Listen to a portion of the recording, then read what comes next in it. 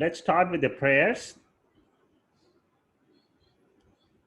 Vasudeva Sutam Devam Kamsa Chanuramarthanam Devaki Paramanandam Krishnam Vande Jagadgurum.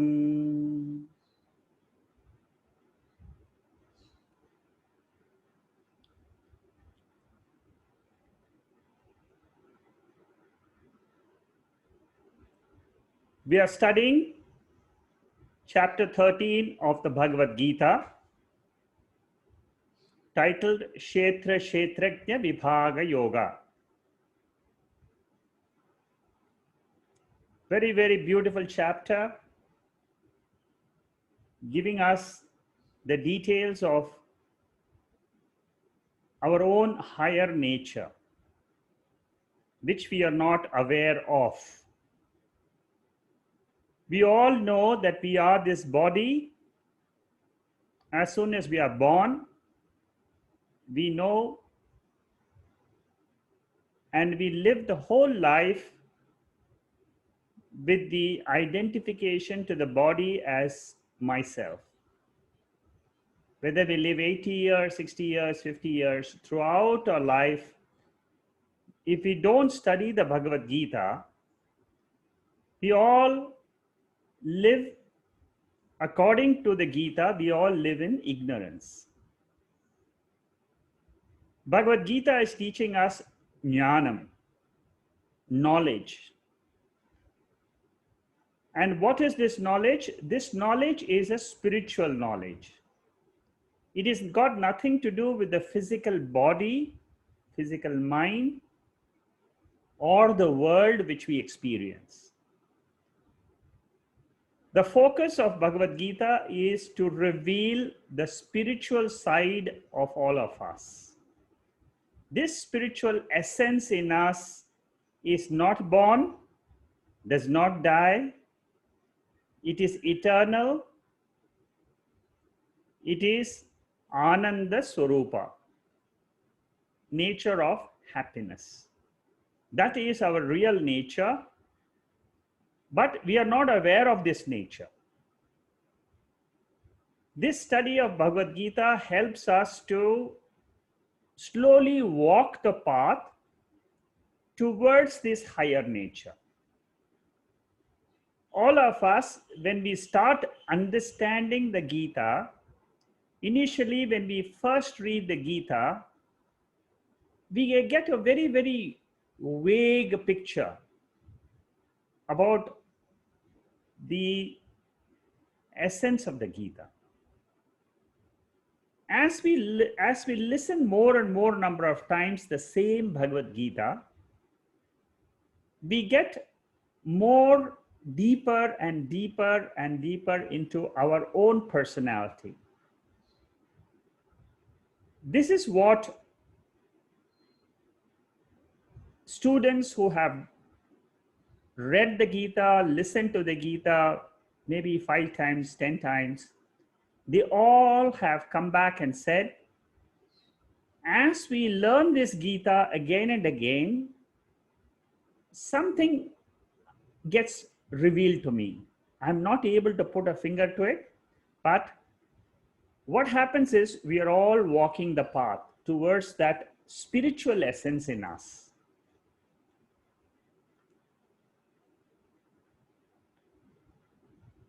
This creation which we see before us is controlled by Ishvara. There is a power which controls the whole creation. How to realize that power in my own self? It is possible. People have done it in the past. You and I, studying this Bhagavad Gita, can learn to understand that essence, that Lord who is the creator of the whole universe. That Lord we will be able to know in our own inner personality. Bhagavad Gita is not to just listen and then take it as an academic science. It needs to be applied to our own personality. Whatever we study, whenever we study different verses of this particular chapter, which is called a Kshetra Vibhaga Yoga, two things we must remember. I must know what is the difference between atma and anatma. That is goal number one. The second goal is to know that this atma is the only reality. Whatever I perceive in the world, the body, the mind, the sense organs, the emotions, and this entire jagat, the whole is the whole world is termed as kshetram, and I am the shaitaknya, the seer, the experiencer, the atma of this whole creation.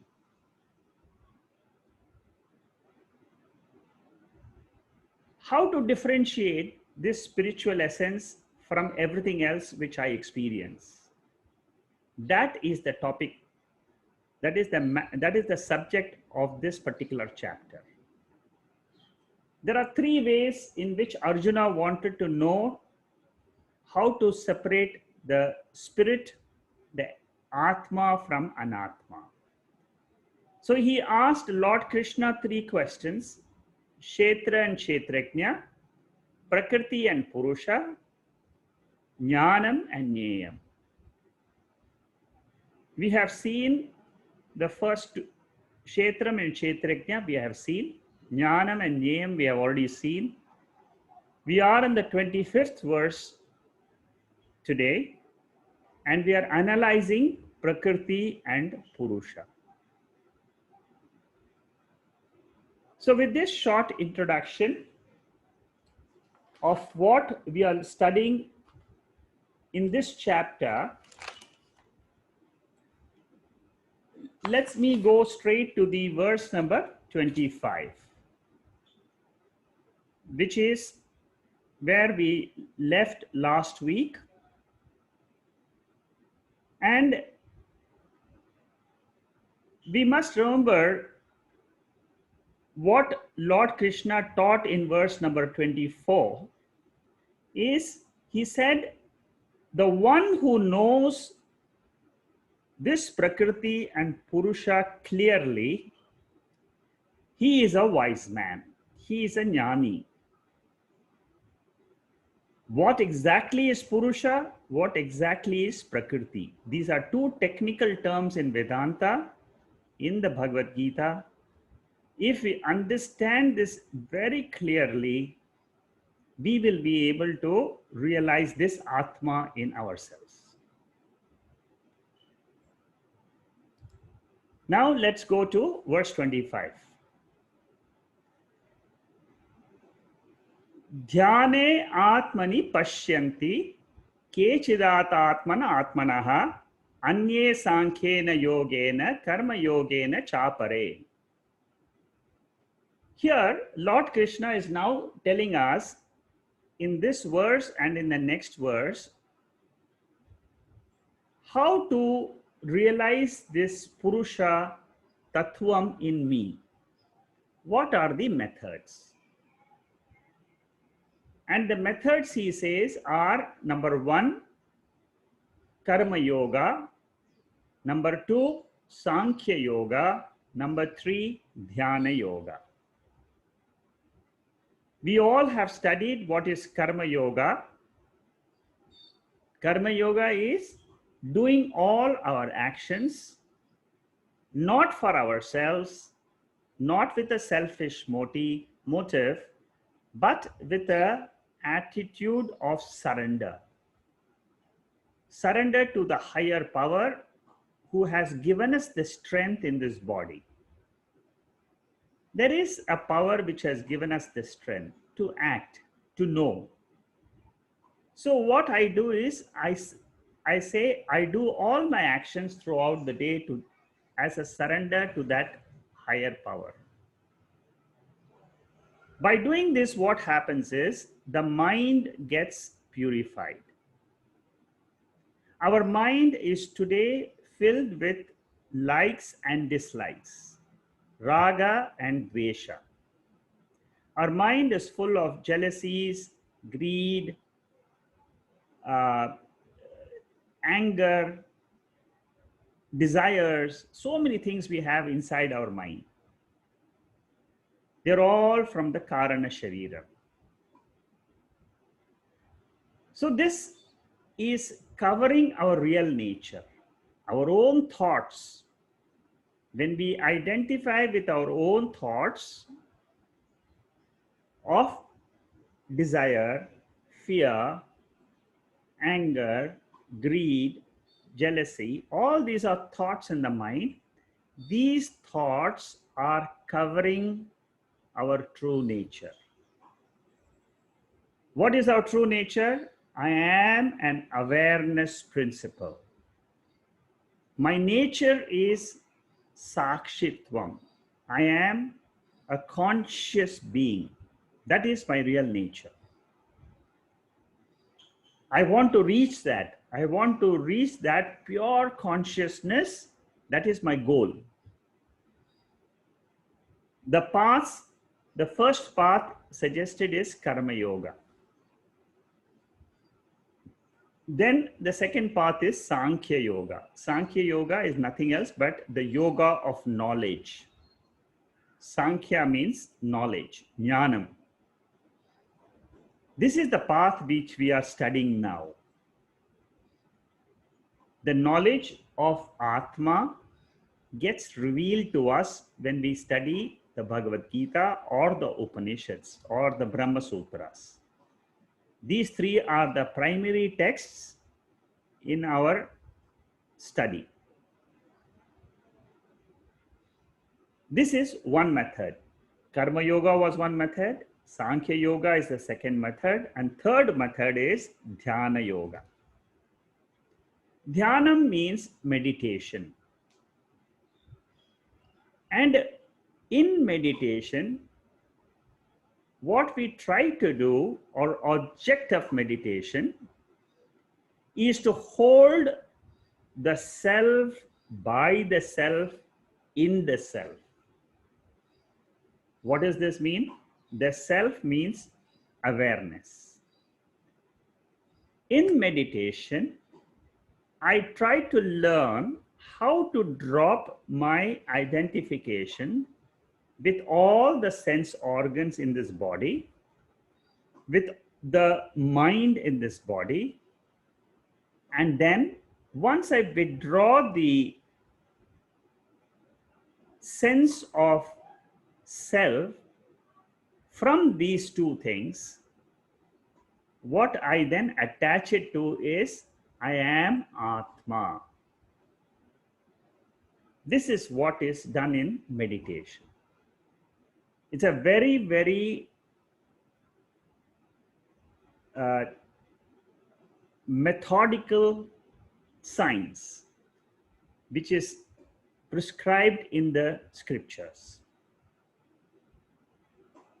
When I close my eyes, what do I do inside my mind? There is a science behind it. I must learn that science. And that is what was taught in the 6th chapter of the Bhagavad Gita. Every single thing which we are supposed to do when we close our eyes and we want to know who is in this body, who is the indweller in this body, who is that which is giving us instructions inside. There is a voice which keeps on telling us, do this, do that. There is a mind inside, which is just an organ which throws up the thoughts. The moment you close your eyes, what happens is the mind keeps on throwing thoughts after thoughts. It's generating thoughts after thoughts. It's like a volcano. It just keeps on erupting. Thoughts and emotions and thoughts and emotions. All types of emotions and thoughts will come to you when you close your eyes. But how do I deal with that? How do I learn to withdraw that power in the mind? By watching my prana, by watching my breath. How do I withdraw the power, the force in my mind? Very beautifully it was taught in the 6th chapter. All of you who have done this Bhagavad Gita with me so far, you have learned that process. And in Dhyana Yoga, like I said, we have to hold the self in the self. What does this mean? When I close my eyes, I have to tell myself, I am the pure consciousness, awareness principle. This is my true nature. And what about my living with the body and mind? That is in ignorance. When I identify with my body as the self, that is called as ignorance. When I identify the mind as myself, it is called as ignorance. When I say to myself, I am the pure consciousness, that is called as knowledge. Jnanam. Dhyane atmani pashyanti. Pashyanti means he sees by dhyanam. Sees means what? Not through the physical eyes, but through the knowledge, through the eye of knowledge, one realizes that one is a conscious entity. This is the core of my personality. If I'm able to do that in meditation, Bhagavad Gita has given me the fruit of study. It has revealed to me my real nature. The body will act in the world outside as per certain laws of this world, which is called as prarabdha karma. I am not bothered about it. The body will act, the mind will act with the sense objects and in the world. But the moment I know that I am this pure self, what happens to me is my whole personality gets changed. This self, this consciousness is never born. It never dies. The moment I attach my attention, my focus to this consciousness, this Purusha in me, I am a free person. Free means what? I don't identify the body as the self. I don't identify the mind as the self. The sense of self, where do I derive this from? I can derive this from the sense organs. Suppose my eyes are not able to see, I say I am a blind person. That is a wrong conclusion as per Bhagavad Gita. The right statement is my eyes are not able to function and see the world. So when I say that, what happens is I withdraw my sense of self from the eyes to the atma. I am old, I am sick. These are basically a sense of self attached to the body. Similarly, I am angry, I am jealous, I am very greedy. These are all the sense of self attached to the mind. I am wealthy. I have a big bank balance. I am rich. I am not so wealthy. These are all the sense of self which I attach to the possessions of the body. This is how Shankaracharya explains very clearly in the third verse of this chapter. Shaitaknyam chapi mam vidhi sarvakshetreshu bharata. Learn to differentiate the self from everything else. Shankaracharya has written the biggest commentary in the Bhagavad Gita for the 13th chapter, the third verse. That commentary is a revelation of the true self in us. If you are able to get hold of the commentary, the Sanskrit version, you can see the English translation. It's available in the web.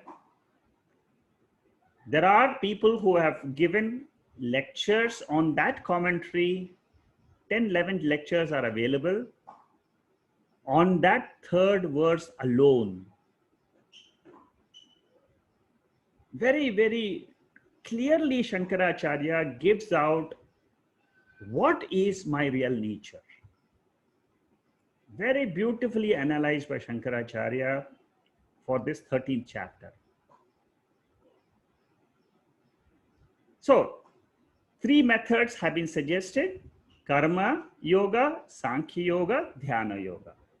Dhyana yoga is a direct means of realization of the truth, because you learn to separate the mind from the self. That is what happens in meditation. This is, like I explained, there is a science behind this meditation. You must learn that process. This is what I do in my Wednesday classes. I take a meditation sessions where I go basically to reveal the atma. You can get videos of those meditation if you just write to us. Okay, so dhyana yoga, as I said, don't allow the extraneous thoughts. I'm now explaining each of these 3. So what happens in dhyana yoga? All the thoughts of the external world, I learn to drop it and say, I will deal with that later. And what do I assert in meditation? I am consciousness, awareness. The knower, the only knower in this entire universe. That is the consciousness principle, which is called as Brahman, which is called as God. That God is in me. I can reach it through this method. It's a clear process laid down. I say aham brahma asmi, aham sakshi asmi. When I deliberately learn to say this in my meditation, when I close my eyes, that is called as dhyana yoga. I am trying to reach, connect with, communicate with that higher power.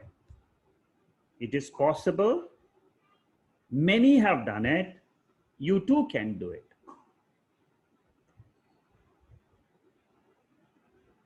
The external world destroys our focus on this atma. I am that atma all the time. That is one of the revelations of the Bhagavad Gita. That Purusha principle which we have analyzed,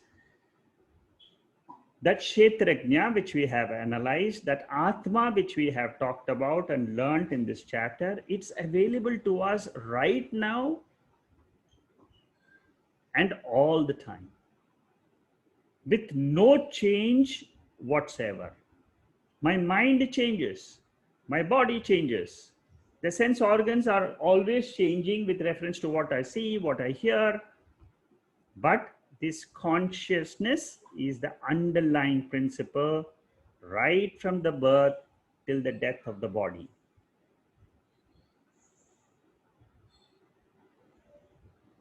Even when the body leaves, even when the subtle body leaves this gross body, consciousness remains the same. This is the teaching. This meaning of aham, this pure awareness is called as aham, I. When I say I am and I stop with that, that is called as aham. And what is the rest of the body, mind, sense organs, world? What is that? All that is termed as idam. That is why Lord Krishna said in the second verse, idam shariram kaunteya shetrak abhidhiyate.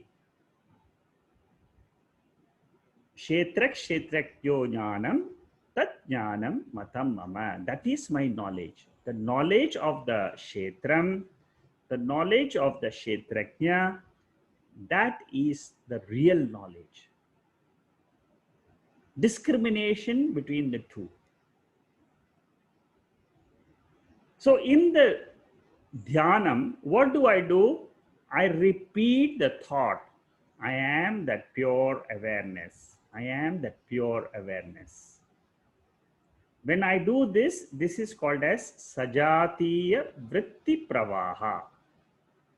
Sajatiya means I deliberately bring out the same vritti, the same thought again and again as a flow, like a flow of water in a river.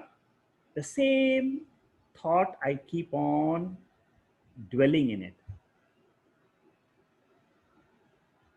It's possible. You may think it's not possible, but by practice, it is possible. And this thought of aham chaitanyam asmi, or aham brahma asmi, aham satchidananda atma asmi, this thought, what does this thought do? This thought removes the thoughts that I am a jiva. A jiva means jantu. Jantu means it is live. Jiva means someone which is identified with the body. That is the difference between atma and anatma. Anatma is always identified with the body and the mind. The moment body mind comes, immediately we know the world. See, that's what happens in our waking state. Immediately, as soon as we wake up in the morning, immediately we are identified with the body and mind, and we see the world. What happens in sleep? All the things which I see in the waking state, it all resolves into a condition of the mind, which we call as the sleep condition. But I, the Atma, has no condition. It is always revealing the passive condition or the active condition of the mind. So this knowledge of Atma is a new knowledge, very, very powerful, revealed by the scriptures, and it will destroy my old habit of identification with the body or mind as the self. Where do I draw my sense of self? That is very, very, I keep on repeating this because this is what Shankaracharya repeatedly says in the third verse commentary, which I said is a big commentary. But the essence of that commentary is what? He asked this question and he tells us, where do you draw your sense of self? is the sense of self with the body, with the sense organs, with the possessions which the body has with the in the world. Where is that sense of self? Ask this question to yourself.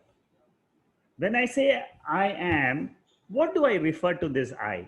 Do I refer to this I as this pure Atma? No, because I don't know this Atma. Nobody has taught me this Atma till I come to Bhagavad Gita chapter 13, and here this Atma gets revealed.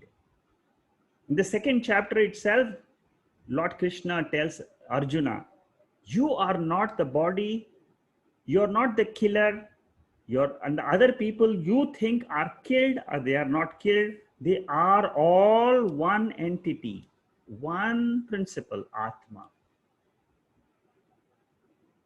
And then he kept on revealing that nature throughout the Gita.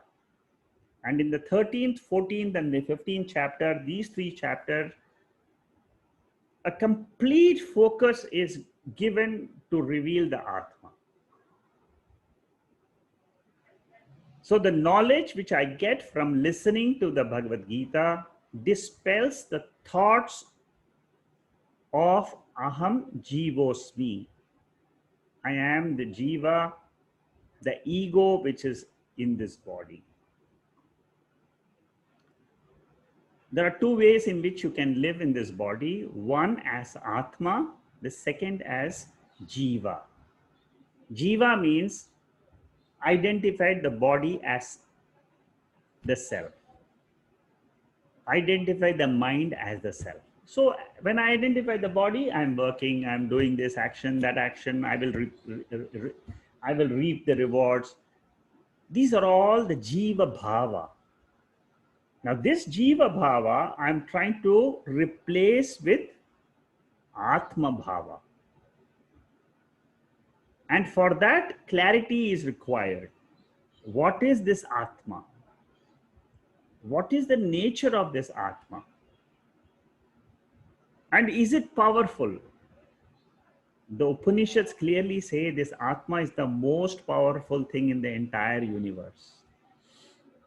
It can dissolve the universe, it can create the universe, it can maintain the universe. That is the power of this atma. And this meditation, generally they say, is possible only after Shravanam. You listen to the Bhagavad Gita completely, understand the principle of atma, understand the principle of anatma, try to do the mananam. Mananam means reflect on them. And then you try to understand, sit down in meditation, close your eyes. Whatever you have learned about the self, what you do in meditation is you try to deny that I am not this, not this, not this. And then what happens? That self in you gets revealed to you as your own nature. Atmana atmani pashyanti. In atma,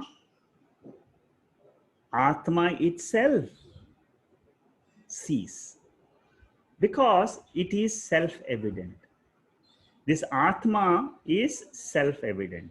Nothing in the world needs to illumine the atma principle, that's consciousness principle. If you learn how to separate the atma and anatma clearly, then the Upanishads tell us that in your sleep, when you are not anymore ignorant about yourself, then that is your true condition. You have learned to drop the waker, learn to drop the dreamer, learn to drop the sleeper, and own the pure consciousness, which is the substratum for these three ego states, and that is called as self-realization.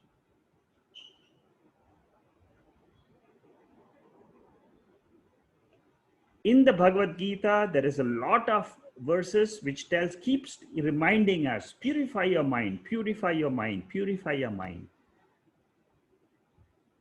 Make the mind calm, peaceful, because that is the only way to go towards this atma. The more you keep your mind calm, slowly learn the process through by repeated study also, repeated listening to the Gita also, the mind gets calmer and calmer.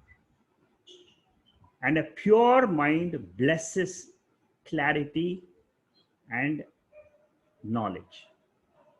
So this is one method, dhyana yoga. That is what was said in the chapter 6. Those of you more interested can revise chapter 6. Sankhya Yoga is Upanishads trying to teach us the deeper knowledge of this same shaitaknya. Shaitaknya means what? Awareness. Same principle is taught in the Upanishads. The Upanishads have one goal, to reveal Atma to you. That's it. They don't talk too much about Karma Yoga and Upasana Yoga and all that. They also talk, but the real purpose of Upanishad is what was said as shaitaknya, revealed in about 10-15 verses. That is the central topic in all the Upanishads. So after doing Bhagavad Gita, if you are still interested in learning to know more about yourself, go deeper, then you must study the Upanishads. It gives you a totally new vision about yourself. And when it happens, it is such a revealing nature. It lightens your mind and it gives strength to your mind to face anything anything in life. Then we talked about Karma Yoga, which we have studied in chapter 3, 4, and 5 of the Bhagavad Gita. Ishvara Arpana Buddhi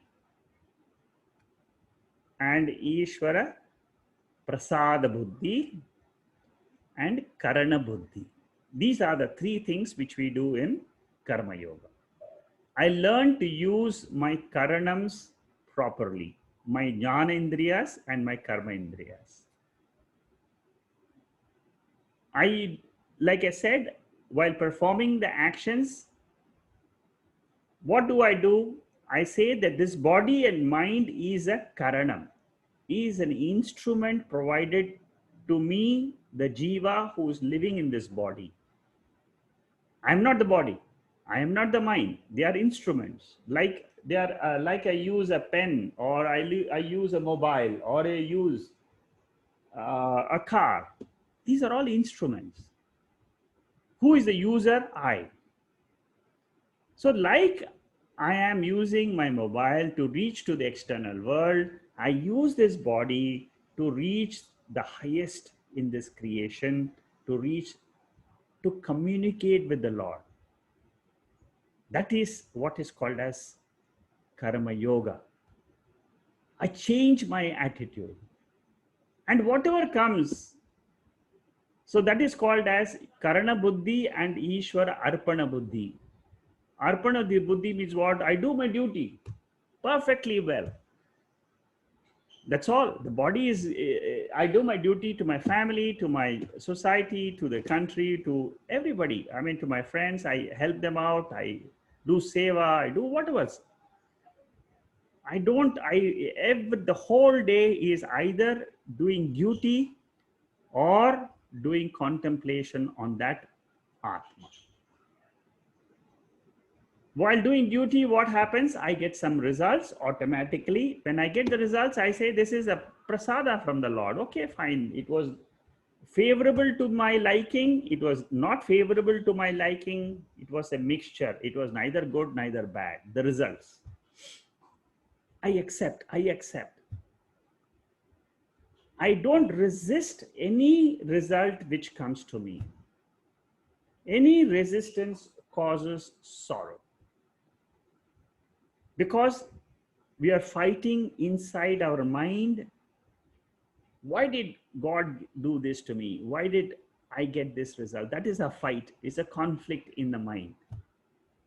It causes it because we are resisting our nature. Our nature is not to resist but to accept. Our nature of atma is to accept everything. Everything in creation, good or bad, God's will, I accept. All results for my growth in my spiritual field. Everything which I get is only for learning, going step by step. Small steps we take. Karma yoga, shravanam. Shravanam means listening to the scriptures. Mananam means reflection. Nididhyasanam. Nididhyasanam means I learn to drop my identification with the body as the self. By deliberately telling myself, I am the Atma. Eshate bihita sankhye buddhir yoge tvimimam shuno buddhya yukto yaya partha karma bandham prahasyasi. Second chapter, 39th verse. The same Sankhya yoga was referred. He said in that, listen to me, O Arjuna, I will now teach you Sankhya yoga. Sankhya yoga means atma, the knowledge of the atma. And in the third chapter, he said, Lokesmin dvida nishtha pura prokta mayanagha jnana yogena sankhyanam karma yogena yoginam. I will teach you two methods, twofold paths, one of the path of knowledge, another path of karma yoga. And both these paths reach the same goal. Karma yoga will lead you to jnana yoga. Jnana yoga will lead you to the ultimate realization. That's what is said in the 5th chapter also. I'm trying to put all those verses so that you can understand what are the different methods of reaching this pure consciousness as my own self.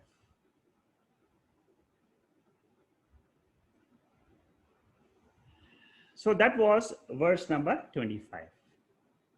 The 26th verse also is continuation of the same topic.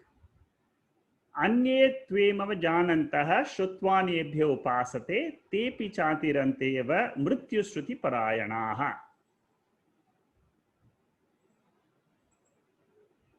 So there are other people who are devoted to worship. Worship means prayers. Some people, they hear from others and they just say, whatever I hear from my guru, yes, I think I take refuge in that. Whatever he says is true. They may not have studied Bhagavad Gita in detail or in this birth, but they sometimes in the Bhagavad Gita, they say that some people overhear the Gita. They too are realized. In the end of the 18th chapter, Lord Krishna will say, some people, they just overhear. Two people are talking about Gita and then some people overhear. They too can get liberation. So Nisargadatta Maharaj is a very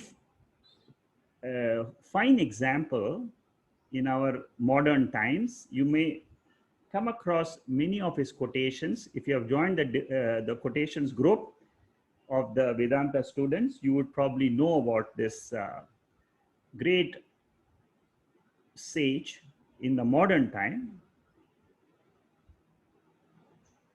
And he just had only one thing. Whatever he heard from the Mahatmas, that's all. And he was a realized man. He was owning a tea stall. You can imagine. That is why Lord Krishna says anybody can get moksha if he listens to the right knowledge about Atma. So this Maharaj, he listened, he contemplated on Tattvamasi, meditated, and he realized. And he came out with such beautiful quotations. If you read his quotations, you'll be amazed. A simple man can talk absolutely the knowledge of the highest atma principle. Completely trusted his teacher innocently.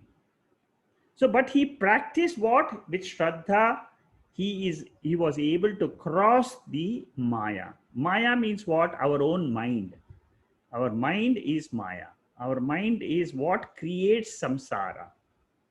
Samsara means sorrow. So our mind is a creator of sorrow for us.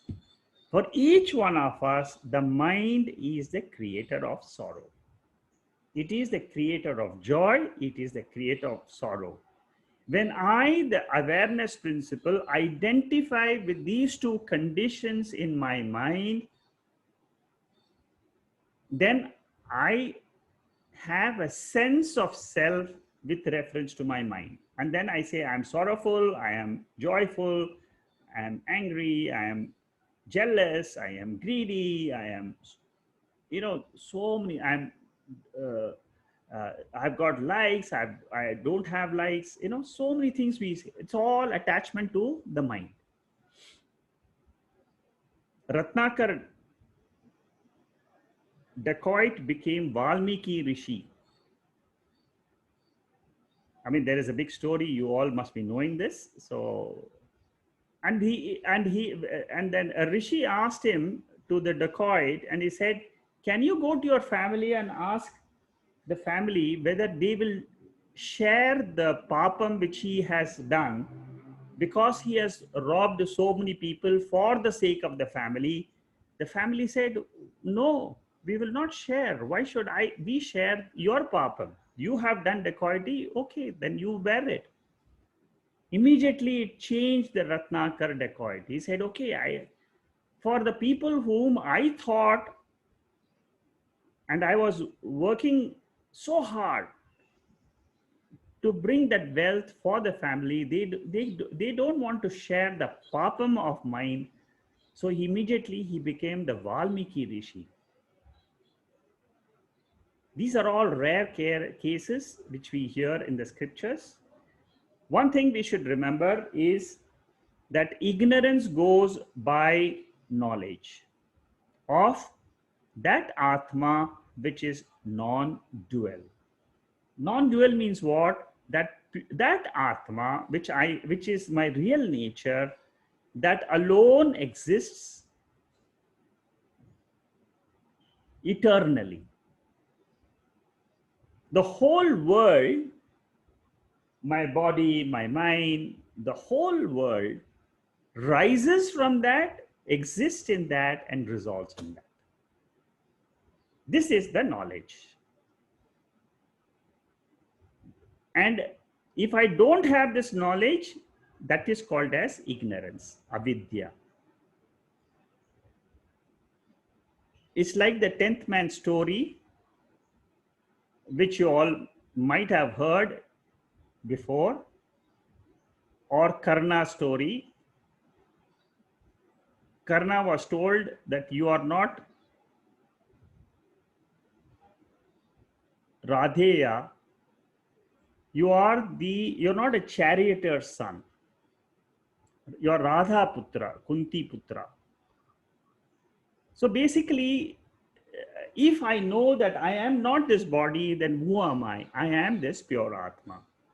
It is the same person who is indwelling in this body. He knows, he realizes that I am not this pure, I am this pure consciousness principle. The moment I realize this, I learn to drop the identification with the body as the self. This is the different methods by which we try to understand our real nature. Now, the next question is how the problem is of ignorance and the solution is knowledge alone. That is what we will analyze in the 27th verse and in the 28th verse. Two verses. We have seen now what are the methods. Earlier to that, we saw that the person who knows Prakriti and Purusha clearly, he will be liberated.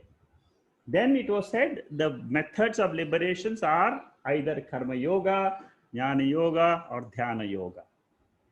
Then now we are trying to go deeper and understanding what is this ignorance and what is the solution for that.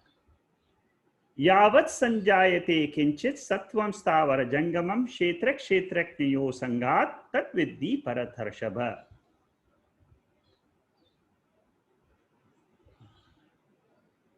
Again, Lord Krishna is trying to explain to us. One more time, he is trying to explain to us how this creation comes about. Earlier, he has talked about Prakriti and Purusha. Then he had talked about Kshetram and Kshetraknya. Kshetram refers to creation, matter principle. And how between when the Kshetrak, in the earlier verses, he had taught us that it is the mixture of Kshetram and Kshetraknya which is this whole Jagat, this whole world. Here he is again emphasizing the same point. Yavat sanjayate kinchit. Whenever any being is born,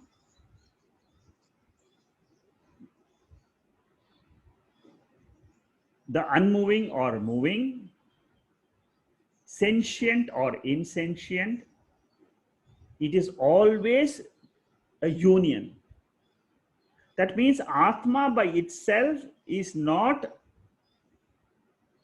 this creation. Matter by itself is not this creation. Matter and atma, the spirit and matter, they together come and then we experience the world. Jangamam means moving, sthavaram means non-moving, stationary. Like normally we say the tree is stationary. Animals and human beings, they are moving. Birds are moving up in the sky. So all moving and non-moving is a result of a union between Kshetram and Kshetraknya. This association, what type of association is this between the atma and anatma? It is not a physical, like you hold your hands together. It's not physical. It is not like a property of yellowness in a cloth. Suppose you say my dress is yellow in color or pink or red. It is not the color of the cloth. That means it is atma is not a property of the matter. The relationship is not of a part holding the other. I can hold my left hand with my right hand. I can put my two hands together, clasp them together. It's not like that. It is not like a color which is there as a property. Atma is not a property of the world. It is if it is not these two, what is it then? The association is that of a substratum and superimposition. This is what we have to understand from this verse. This is an extremely important point in the Bhagavad Gita and also in the Upanishads. And also when I want to learn my own nature,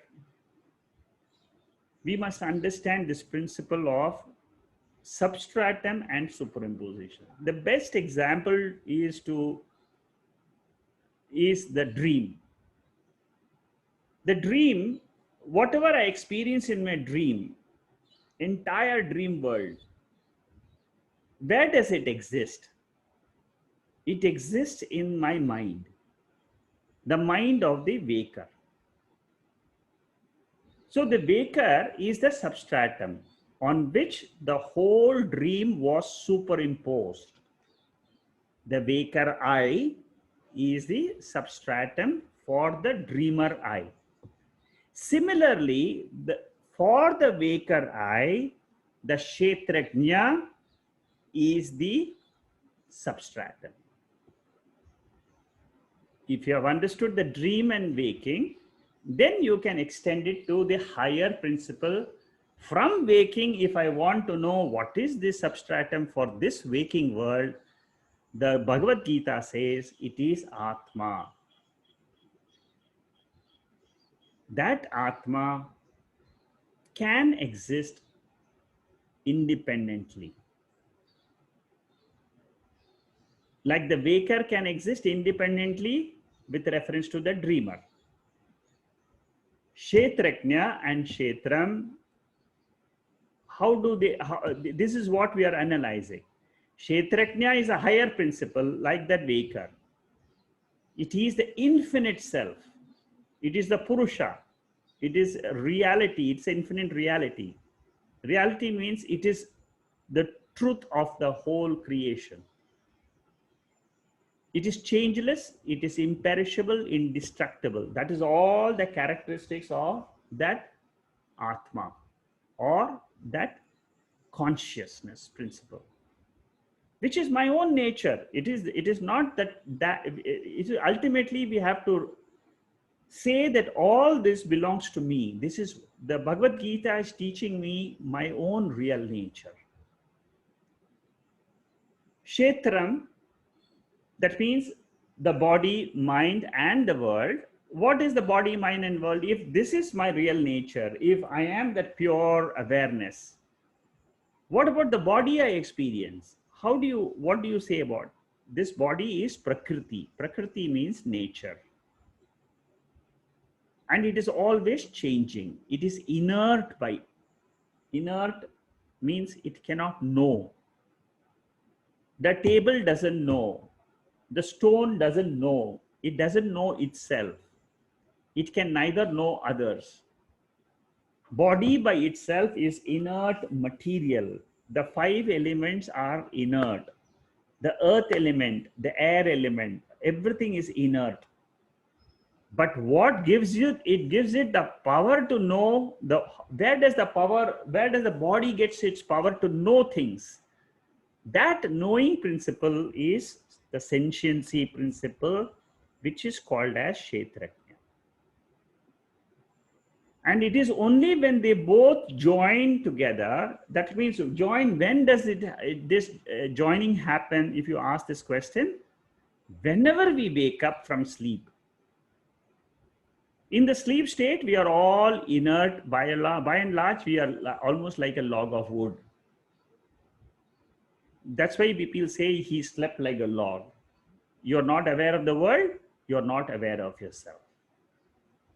What makes the difference between the sleeper I and the waker I? It is this consciousness principle which has woken up and it is shining in the mind of the person.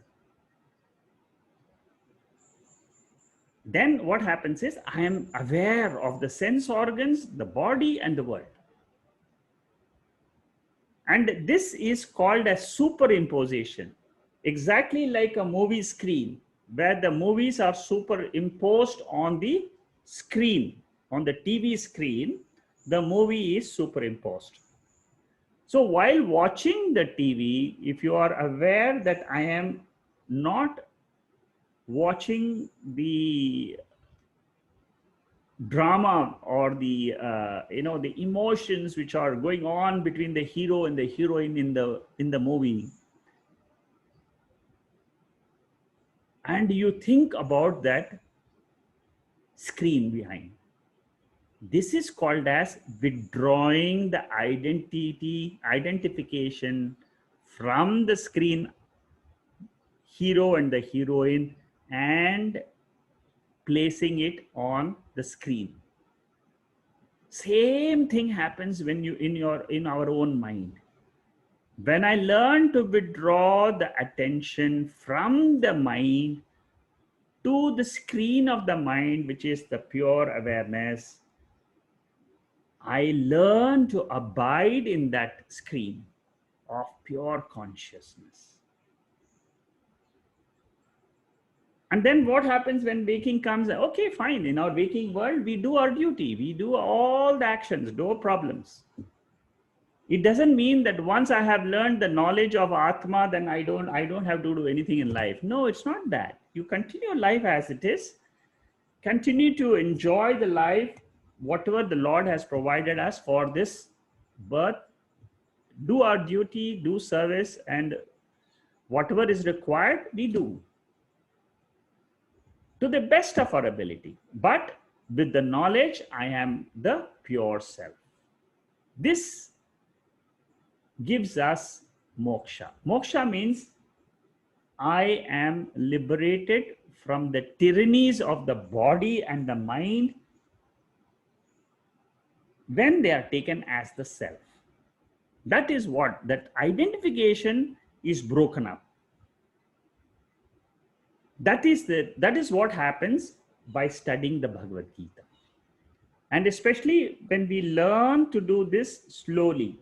It's not like you just read a verse, read the meaning, and then you forget about it, or you just have a vague knowledge. The reason I have decided to take verse by verse and go into the depth of these verses is I want each one of you to understand that your nature is atma, the pure awareness. Let that sink deep into the mind. I am the pure self. Nothing in the world can touch this atma. I am totally unaffected by all the events which happen in the external world. Exactly like the waker is not at all affected by any event which happens in the dream. This is my higher nature. I come down to the lower nature of when I am in union with the matter. When I am in union with my body and mind, that is called as the world. And without this world, I exist as the pure consciousness. Shaitaknya is paramarthikam. It's a different order of reality. And Kshetram is lower order. That is why I said between waker and dreamer, there is a two levels of order. Similarly, between Atma and this waking world, there is a difference in order. Whenever there is a difference in the order of reality, there is a substratum and there is a superimposition. For example, I take a rope as a snake. It is two different orders. My true self is different than the world, body, mind, intellect. The Kshetram is mithya. Mithya means false. It is available for appearance like the rope snake. But it is not the truth. The truth is the rope. The truth is the atma, the pure consciousness, the shaitaknya.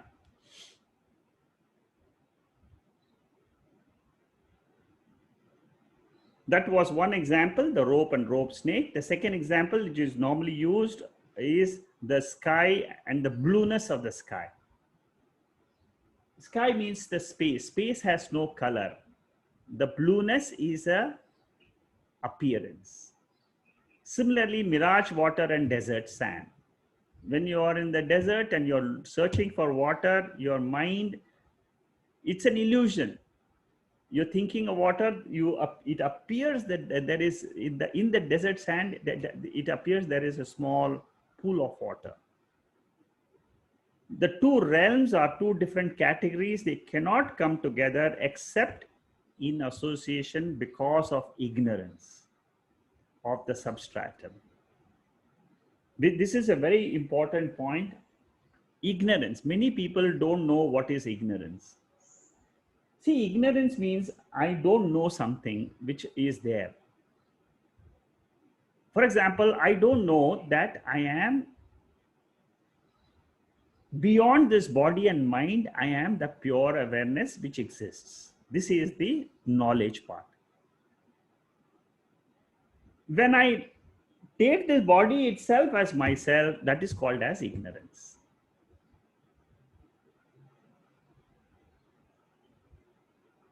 This one has to go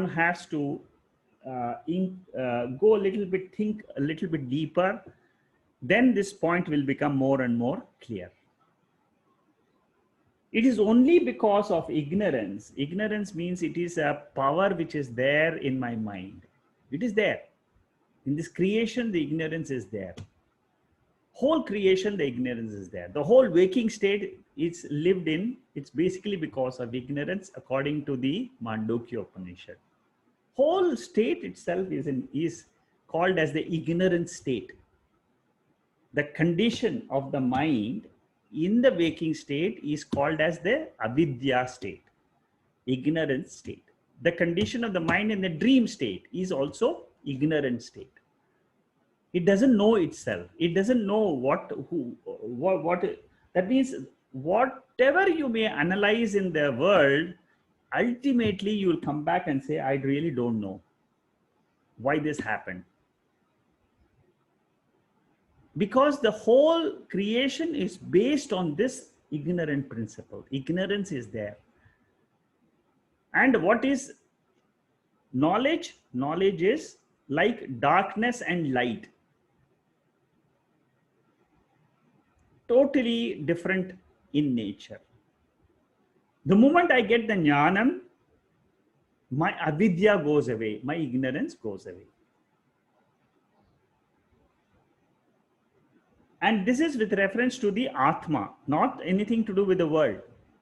The worldly ignorance is totally different than the ignorance about atma, the pure consciousness, my real nature. Ignorance about my real nature is called as mula avidya. That's a Sanskrit term which is used. And by the study of Bhagavad Gita, when I try to understand what is atma, then a time comes that everything else other than atma is ignorance. That is why in meditation, whatever thoughts you get in the meditation, all is ignorance. In ignorance, it is all floating. So I learn to drop my identification with the falsity in creation. The superimposed ceases whenever you know the substratum shaitaknya. That means the moment I know and I withdraw the attention from that thought that it is a false identification, immediately what happens is that goes away. Some yoga is a cause of entire realm of what we experience. That means whenever we say experience, we must remember it is always to do with the sense organs contacting the sense objects. Knowing the rope, the snake disappears. Knowing the waker, the dreamer disappears. Knowing the shaitaknya, the real awareness principle, the consciousness principle, the kshetram, the imaginary world, ceases as a reality. It becomes another nature. It is a lower nature. How does this happen? A little bit more detail is given from verse number 28 to 35. And very nice, very beautiful section. Samam sarveshu bhuteshu. We will take this up in the next week.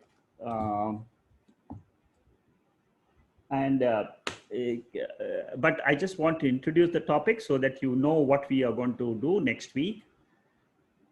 Samam sarveshu bhuteshu tishtantam parameshwaram vinashyasya vinashyantam yaha pashyati sapashyati. Very, very beautiful verse. Again, the Lord Krishna beautifully again summarizes all he has taught in the whole chapter. Again, from the 28th to 35th verse, again he revises the whole chapter and gives us the essence of the whole chapter. Samam. Samam means samatvam. Samatvam can only happen when your mind is balanced. And when the mind is balanced, the mind can remain as balanced only when it is identified with the atma as I, and it has dropped the anatma as the I. That is what the Lord is trying to tell us. Again, he explains to us that pure consciousness, O Arjuna, that is your real nature. Understand your real nature and you go and fight the battle. Do your duty. Don't forget that you are born to do your duty. This body is born to do the duty which it has to do till the last breath which is there. Duty to the body, duty to the others. It can be to your son, it can be to your daughter, it can be to your wife, it can be to your parents. Duty is always related to the others. So our goal in life is to be dharmic. Dharma we follow. At this time of following dharma, we understand our nature. Doing our duty helps us to remain with a balanced mind. The moment you learn, suppose you don't do your duty, what happens? Your mind gets agitated. You can see it for yourself. Suppose you neglect your family and say, no, I'm going to go and watch movie today. After some time, you'll find, oh my God, what did I do? Why shouldn't I, instead of going and helping the family, I did this. Your own mind will agitate. So the best method is samam sarveshu bhuteshu. We'll take up this verse more detail next week. So with that, I will close today's talk, and then in case there are any questions, I will take it up now. And most probably 28 to 35, these verses, maybe either 1 or 2 sessions, I will finish up this chapter. And then we will study this 15th chapter, the 14th chapter, which is Gunatraya Vibhaga Yoga, a very beautiful chapter to understand the human mind. What is this mind? What are the different modes of the mind? That is what Lord Krishna takes for study in the next chapter. Gunas, the 3 qualities of the mind. Okay, so we'll stop with this today, and then we'll continue next week with the 28th verse. We'll start next week. But try to, whatever you have listened, either you can take some small notes of what points you have captured, what appealed to you, the differences between atma and anatma, how to segregate.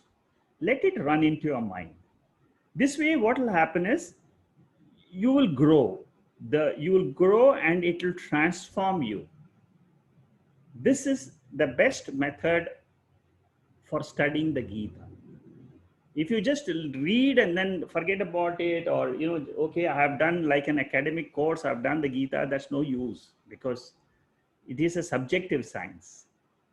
At least objective science, you do something and then you will get a good salary, a good job, and you can at least earn money. But this is subjective science. Remember that. It deals with the subject I. Okay, so we close for today. Om Purnamada Purnamidam Purnat Purnamudachade Purnasya Purnamathaya Purnameva vasishyate. Om Shanti Shanti Shanti. Hari Om Shri Gurubhyo Namaha. Hari Om.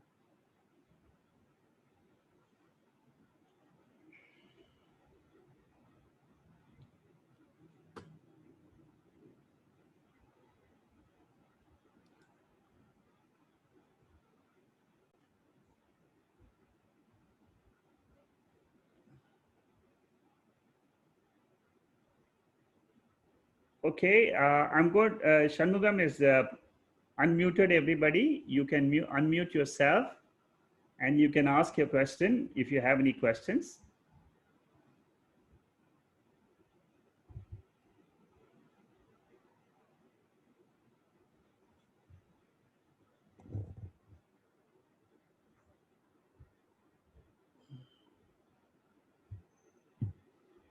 Sankhya Yoga and Dhyana, how Bhakti works for liberation. Okay, it's a good question, Akshay. See, Bhakti Yoga, Bhakti means devotion. And Bhakti is common to all three of them. Bhakti means I am devoted to the Lord. It's an attitude, it is an emotional attachment to something higher. Whether I am doing Karma Yoga or Dhyana Yoga or Sankhya Yoga, Bhakti is a common denominator. It is always there. There is a reverence for the teaching in Jnana Yoga because it is coming from the Lord. In Karma Yoga, there is bhakti involved because I'm surrendering all my activities to the Lord. And then in Dhyana Yoga, I'm trying to locate that Lord in myself. So that the attitude of surrender, the attitude of devotion, attitude of reverence is there in all the three. Generally in Vedanta, we don't take Bhakti Yoga as a separate path. Generally, we have the 12th chapter, we have studied Bhakti Yoga.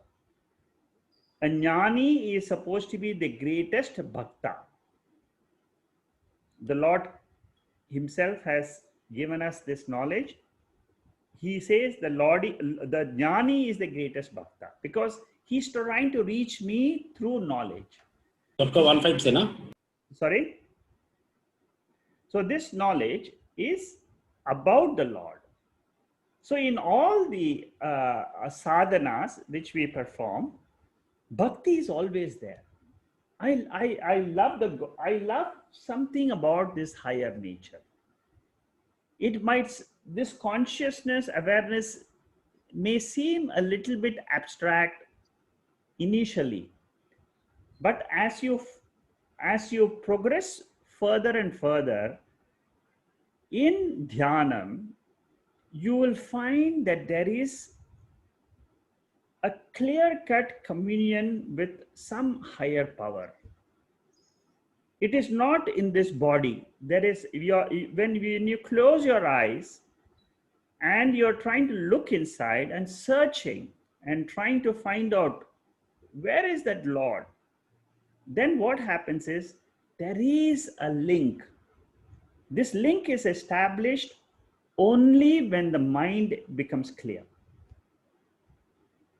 Till the mind is agitated or is disturbed with the thoughts of the body or thoughts of the world, this communion does not happen. This yoga does not happen.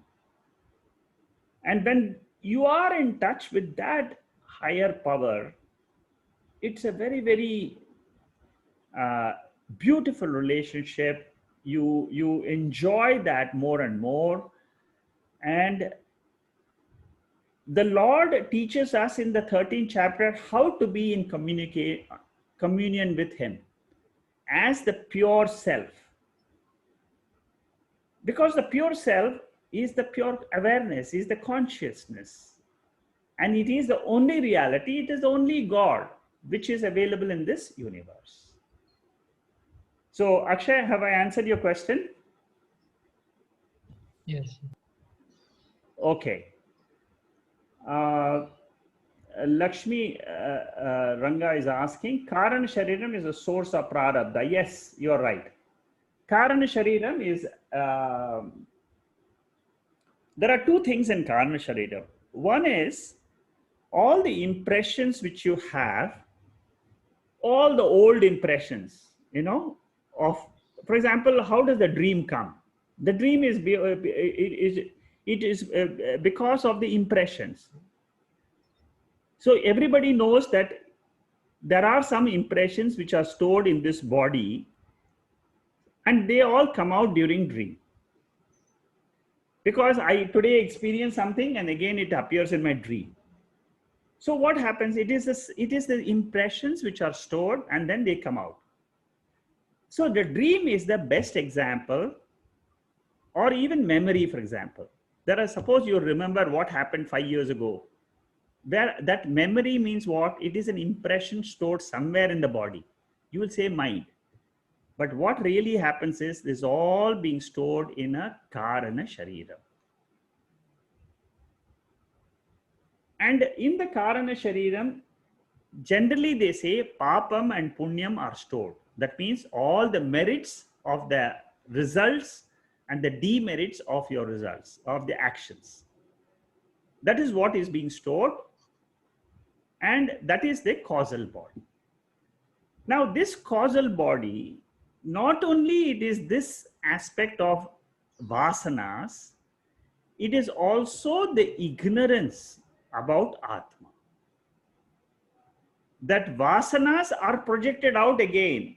When we take another new body, again it will come. This is one part of the Karana Sharira.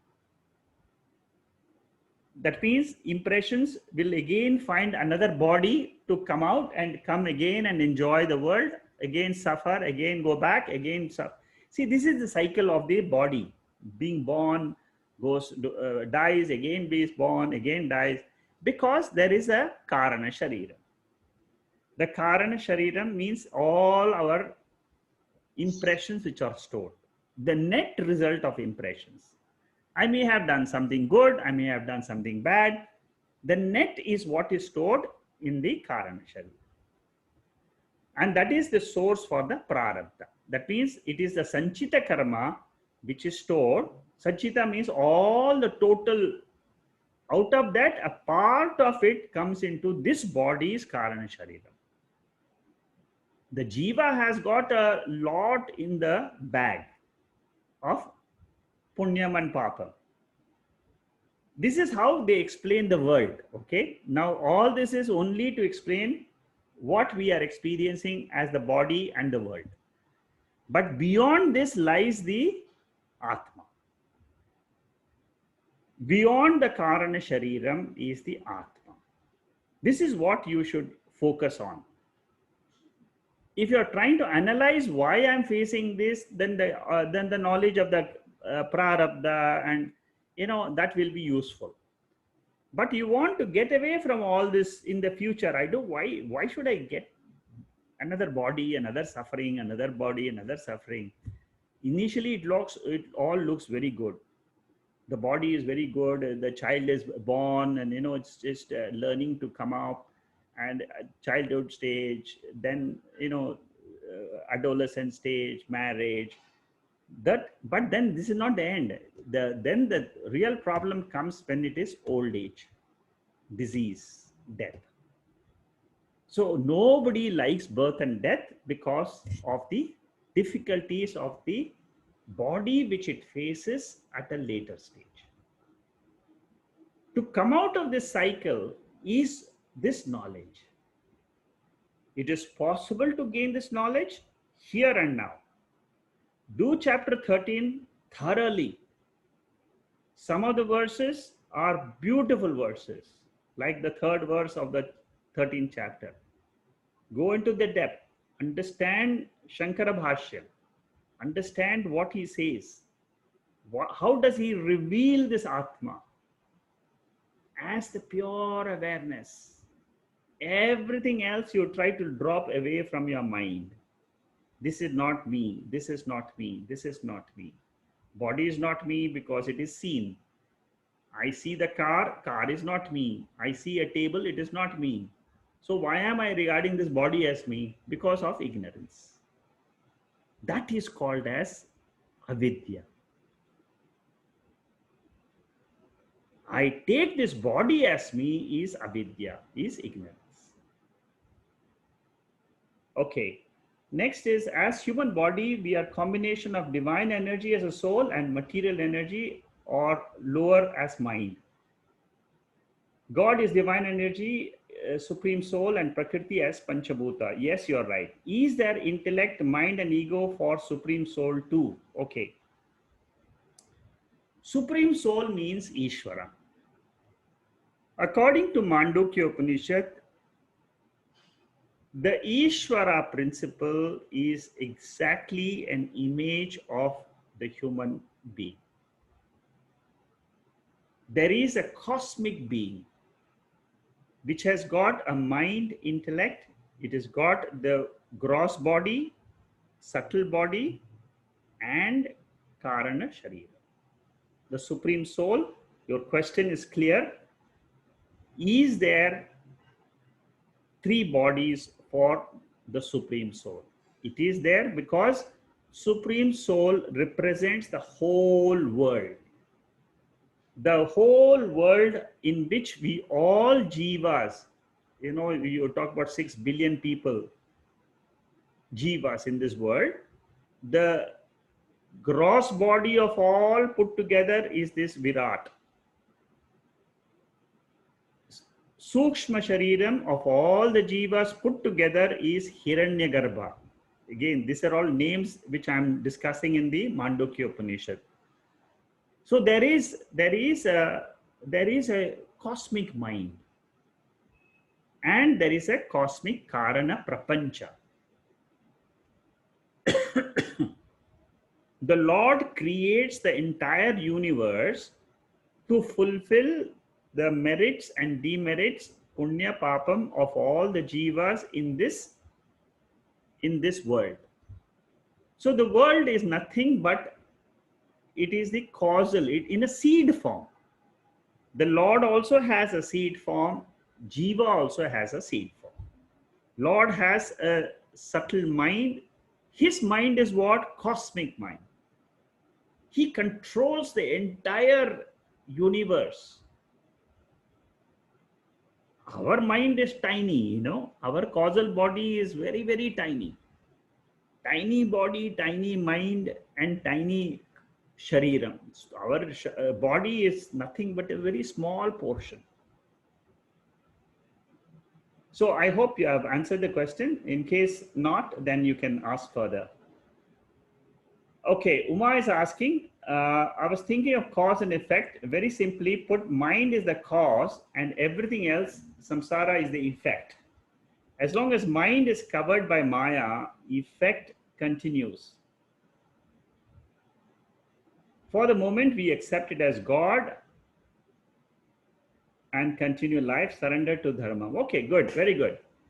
Yeah, you see, this is how we all start our business, our spiritual journey. Initially, we say, yes, there is a mind which is a cause. This is caused because of the punya papam of the past. I don't know. That is adrishtam. I can't see my punya papam. The causal body cannot be seen by anybody. There is a Lord who gives us the phalam. For our own actions, he gives us the result of action. There is a Lord. Now, I go along and say that I do dharma. That means at least in future, I don't commit any mistakes. I follow the life of dharma. I do whatever is good for the society. I do all good actions in this life.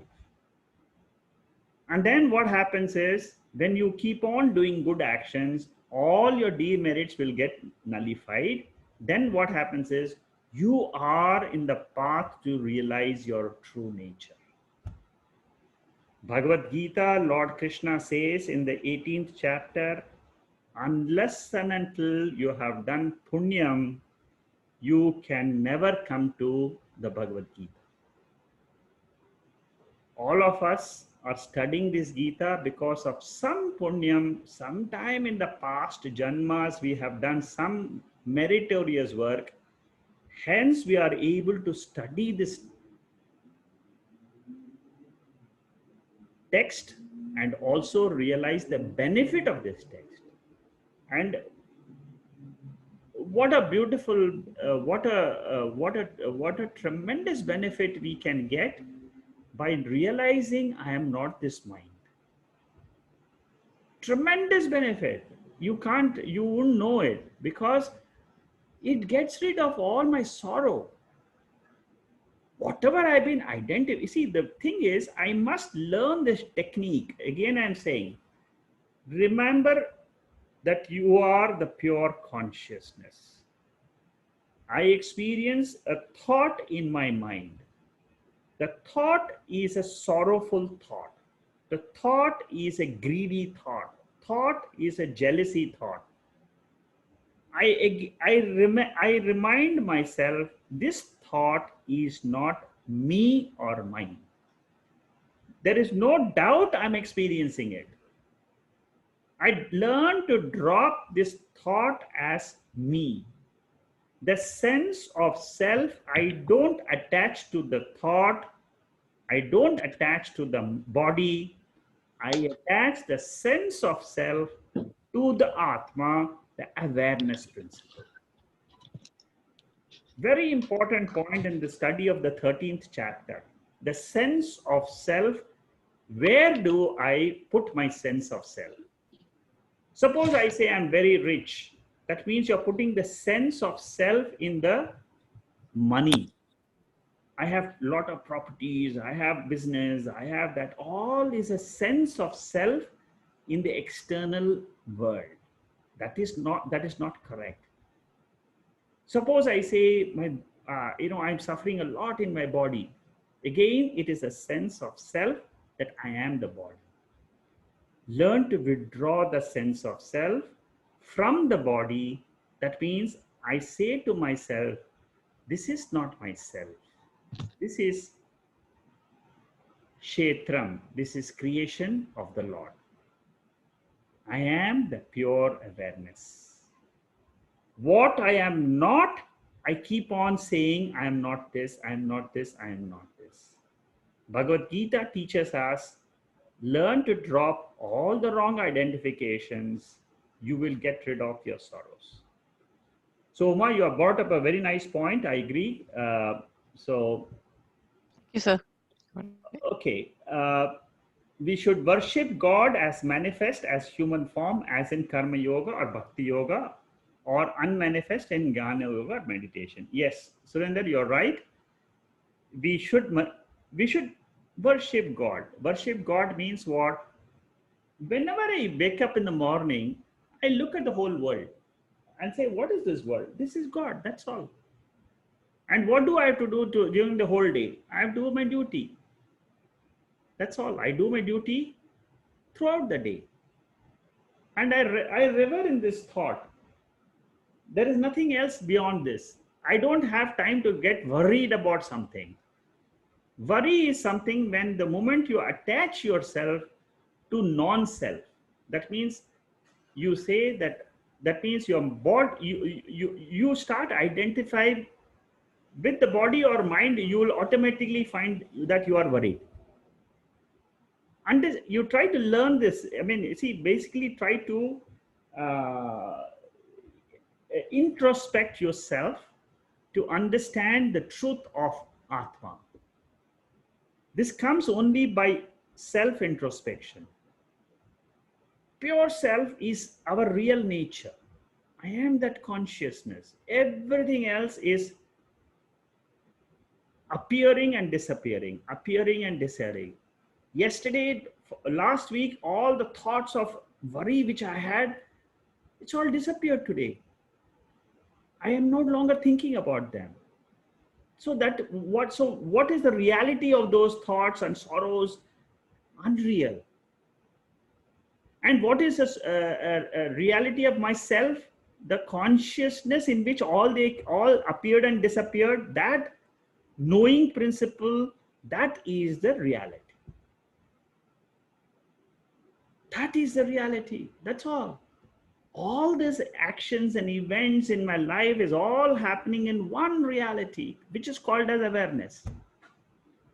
Learning to drop all other things as anatma and holding on to this consciousness as pure self, as, and you give the sense of self to this particular consciousness or awareness, that's the end of the spiritual journey.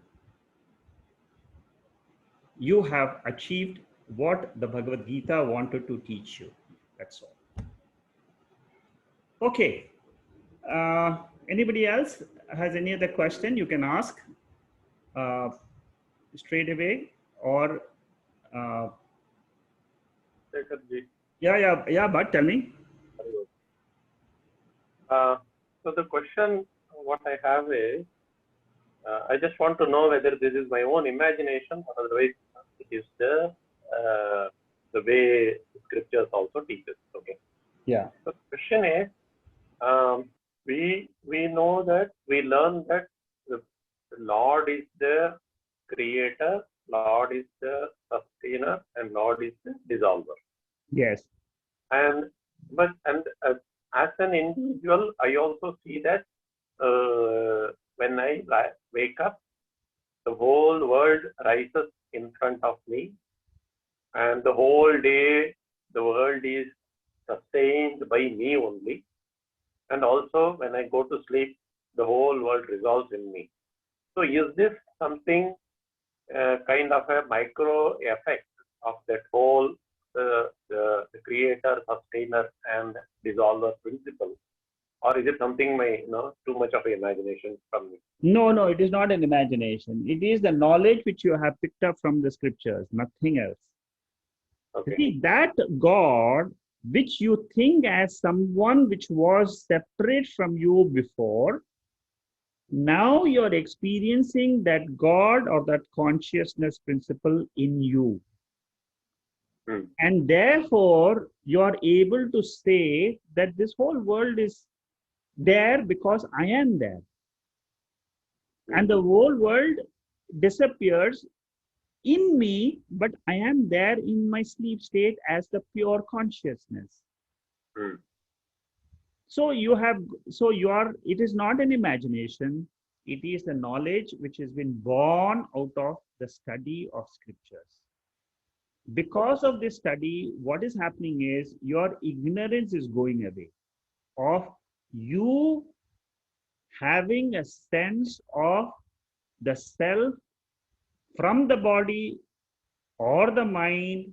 You have learned to put the sense of self in the consciousness awareness. That is the teaching of the Bhagavad Gita in the 13th chapter, which you have absorbed. And now you are speaking it out and saying, yes, what the Gita is saying is absolutely true. And in my presence, that means you're not talking of the inert body.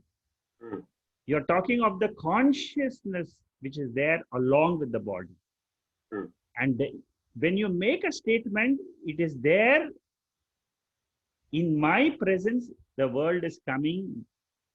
In my presence, the world is also getting resolved. You are not referring to the body anymore. You are referring to the pure awareness. And that awareness is not anywhere else, but you have now merged your own sense of self with that consciousness, which is an amazing prasada from the Bhagavad Gita. It is, now you have to learn to live with this. And whenever the worries come, let it pass. Let it pass. That's all. In fact, this used to be the question, the biggest, most question that how can it be? Yeah, but then here you get a proof that it is. Yeah, I think you will find an answer in this way. Yes, you were searching for this truth. You have found the truth in the Bhagavad Gita. That's all. I'm telling you that nobody comes to the Bhagavad Gita in this birth. You have done this Gita many times before in previous janmas. It's all hidden. It's all covered because of the tamas in our sleep. In our sleep state, it is all tamas. It is covering our all the previous karmas and phalams, which is all hidden. But the Bhagavad Gita is now telling you, wake up from that tamas of sleep. You have slept for millions of births. Now you are woken up. Now you only claim and just live with this knowledge. I am that pure awareness. Let me live as pure awareness. Of course, there will be problems in life. There will be some problems in the family. There will be problems in, there will be events which will be happening, but the events will not touch you. It will not touch you because you know, you are 100% sure that I am that pure atma. Okay, thank you. Hari Om. Hari Om. Microcosm is everything God, and there is nothing without or beyond God? Very good question. See, there is, I keep on mentioning these two terms, immanent and transcendent. Immanent means that, see, both this must be understood clearly because that is what is atma. There is only one principle, which is called as pure awareness, God.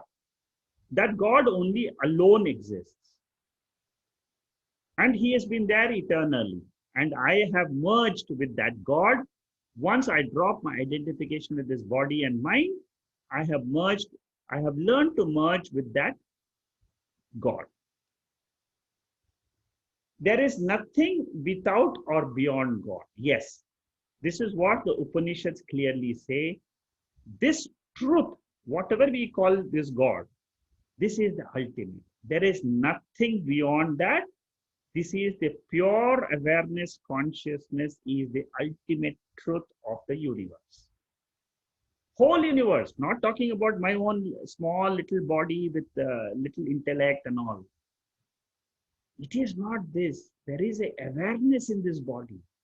That is all pervasive. That is the God principle. I don't identify with the body as me. Again, I say the sense of self is not with the body. It is with this consciousness, this God in this body. So it's a good question. There is nothing beyond. This is the ultimate. And once you have, see what happens is, you yourself will say that this is the ultimate. Because this is fulfillment, The moment you realize this God principle in you as the consciousness, it gives you the fulfillment which you have never expected. I mean, it's just there. There is nothing in the world to achieve beyond this feeling in you. Nothing else. There is nothing else in this world. I mean, see what we all keep thinking, I must do this, I must do that, I must do this, I must do that. The pressure in our body comes because of our karmas. Karma and karma phalam. They put the pressure. Oh, what's next? What's next? What's next? What's next? What's next? That question never comes the moment you are fulfilled. It is a joy which comes atmaneva atmanatushta. A jnani is a person, he never identifies with the body or mind as self. Never. Drops it. Finished. I have learned the Bhagavad Gita. No more identification with the body or mind as the self. Again, I'm saying as the self. As the ego, you function in the world. You go take a passport, you go there, you travel, this, that is all ego. You go work in you go and take care of your patients. If you're a surgeon, you do surgery. If you're medicine, you medical. Do all the activities. Let the activities go on. But it will never have an impact on you, the pure consciousness. Why? Because this is a higher level. Higher level means it is paramarthikam. This is where Advaita comes in very strongly and says that, okay, a lot of people, they complain, how come a jnani is eating laddu? A jnani is eating laddu or sweets doesn't mean that he is not a jnani. Both can happen at the same time. I am not, he's in his own mind, he is not identified with the body. Never. He drops his, and that's it. He is pure consciousness. The only thing he knows is, I am the pure consciousness. Everything else is just an appearance. For others, it may appear, oh, this guy is, not a jnani. Others may think about him in a different way. As far as he is concerned, he is one pure self. Microcosm is similar to macrocosm. Yeah, you're right. Microcosm and macro. You see, microcosm means it is the body. This body, mind, is the microcosm, the individual self. The individual self is nothing but it is the mirror of the cosmic self. Purusha. Purusha Suktam we have seen. Vishnu Sahasranam we chant. They all talk about one cosmic being. That cosmic being has the world as its body, and when it identifies the world as its body, it is called as Virat. This is the term which is used in Mandukya Upanishad. If you come to the Mandukya Upanishad, all this will be very, very clear. Microcosm, you just listen to the talks. Even if you don't attend, you can just get the videos of my classes and then just listen. All this will become very clear. Okay. Any other questions? If yes, yeah, but I think there was one more question from Akshay on that chat window. This is about the Dvaitam and the Vishishtadvaitam. Probably, I think, have a look at that, and I'm interested in that answer.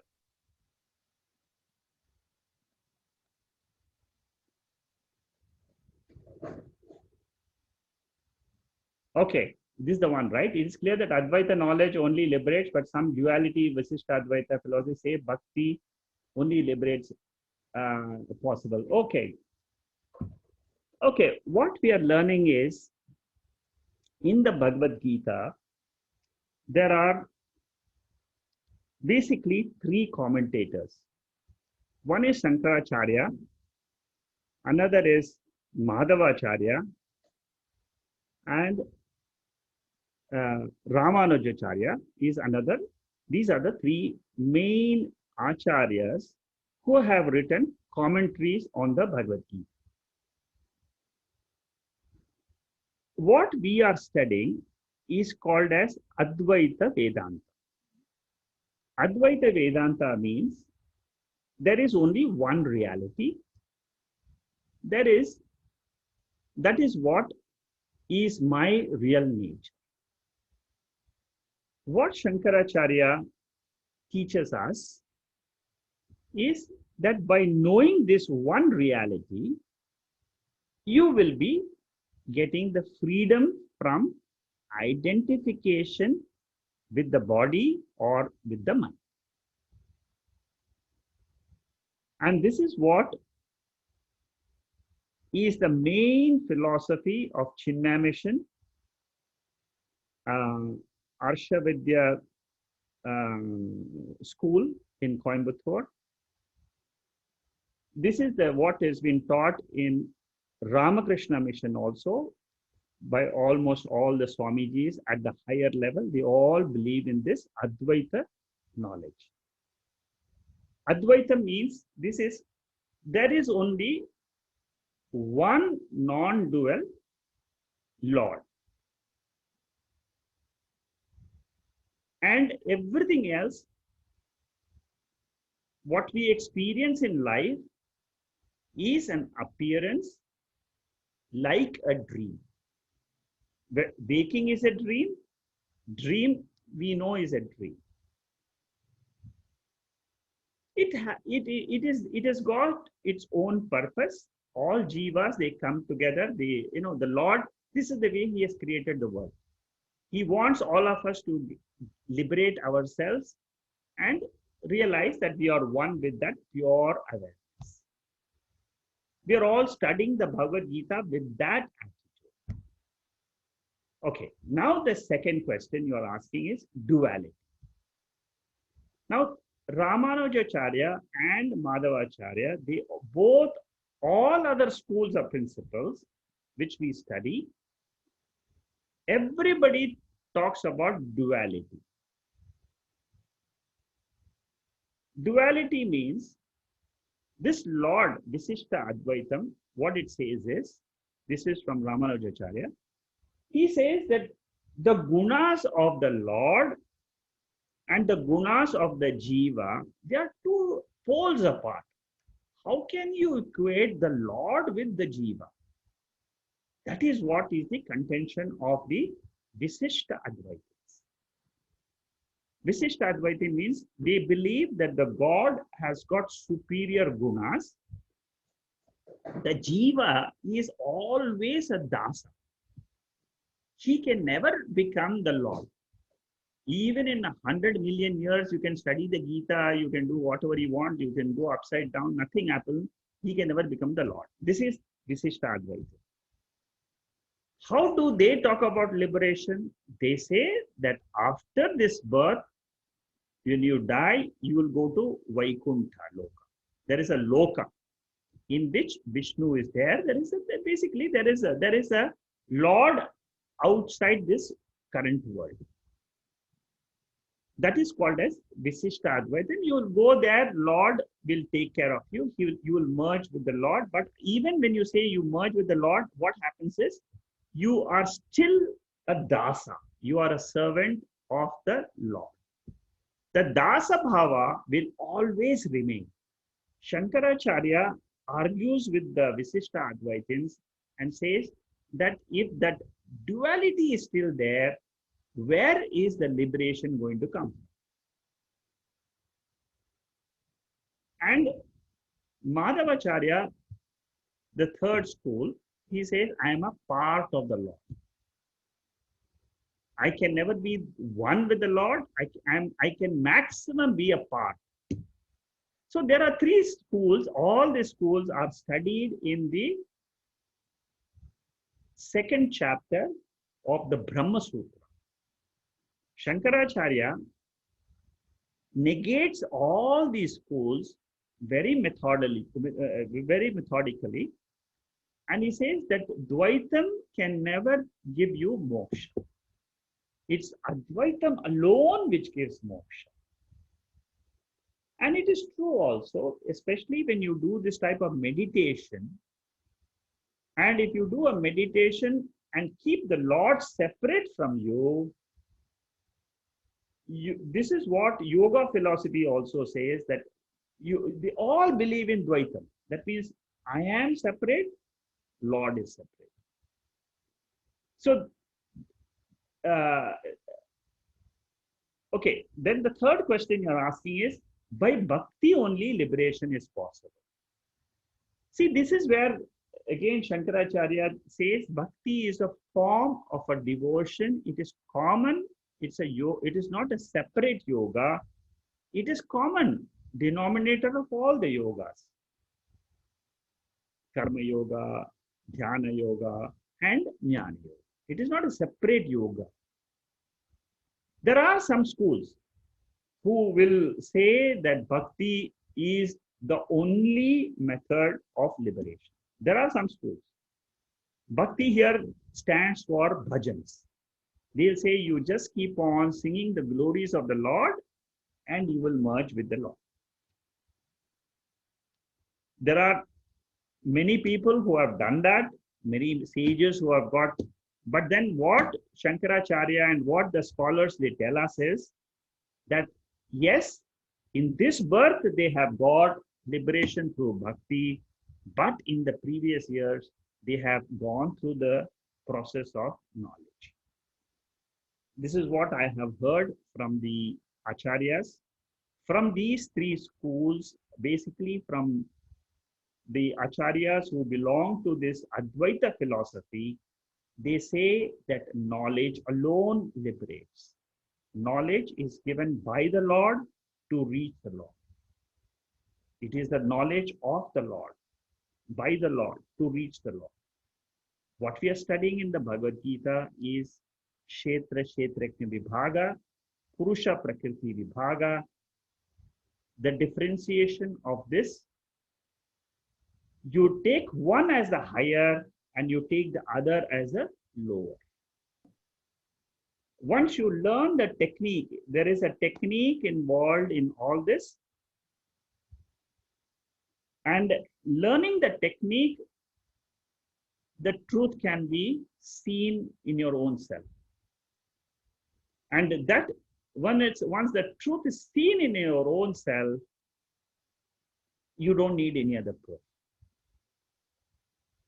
You know that Lord of the Bhagavad Gita is there in the core of your person. Like how Bhatt was saying that I now believe that, yes, in my presence, the world I can see. And then in my presence, again, the world gets resolved. So who am I? That I is this awareness. Okay. Anyway, I hope I've clarified to some extent, but if you go through the Brahma Sutras, you'll be much more clearer on the different schools of philosophy. Each one of them have got their own sutras, their own this thing. But what we are studying here is, the moment you are able to study the Advaita philosophy completely to a large extent, if you have gone through the Bhagavad Gita and Upanishads and a part of the Brahma Sutras, if you have gone through it, then you analyze the other philosophy. That is what people generally suggest. You go through one philosophy first, completely to the best of your ability, then you go and study the others. While doing this itself, don't study because you'll get confused, because your mind has not soaked into the idea of one philosophy. Let it soak in one philosophy first. Okay. So we'll close for the day and then we'll see next week. 28th verse will start next week. And thank you very much and good night. Thank you. Hari Om. Hari Om. Thank you, sir. Good night. Thank you. Good night. Hari Om, sir. Thanks a lot. Thank you, Akshay. Hari Om. Thank Hari you. Om. Hari Om, sir. Okay, thank you.